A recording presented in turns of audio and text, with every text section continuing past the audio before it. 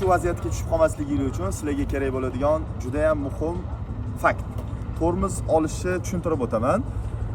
O'zimning opitimdan kelib chiqib, bu yerda tormozda asosan bitta yoki ikkita barmoq bo'lishi kerak. Chunki 4 ta barmoqda yurganda odam, men ko'pchilik yuradi, 4 ta barmoqda yuraman, oke, menga hech qanaqa qiyinchilik tug'dirmaydi deydi. Lekin ekstrem vaziyat bo'ladi. Hozir ko'rgan videoda ko'rganinglardek, qattiq bosib olgan vaziyatda orqa ko'tarilib oldiga otib yuborasizlar.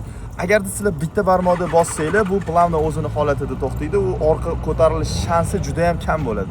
Bitta yoki ikkita barmoqda bosiladi shuning uchun. 4 ta barmoqda bosganda 10 kilo vesi bosadi odam. Bitta barmoq, ikkita barmoqda 2 kilo bo'ladi. Shunga juda ham e'tibor beringlar. Hozirgi kunda juda ham ko'p mototsiklga endi kirib kelayotgan yoshlar, ko'pchilikda ABS yo'q.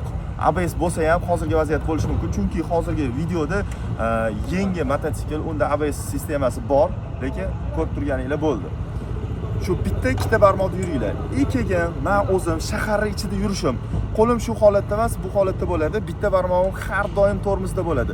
Chunki mana shu kerakli vaziyatda bitta barmog'ingizni uzatadigan dolit sekund 0.001 sekund bo'ladimi? O'sha ham sizga kerak bo'lib qoladi o'sha vaziyatda. Mana shu qo'lingizlar har doim tormozda tursa, sizlar oldindan taqsimlaysizlar tormoz bosish. Ma'lumot foydali bo'lgan bo'lsa, like bosinglar, mototsiklga qiziqayotgan skuterchi, mototsiklchi o'rtog'inglarga jo'natib qo'yinglar. Hammaga rahmat.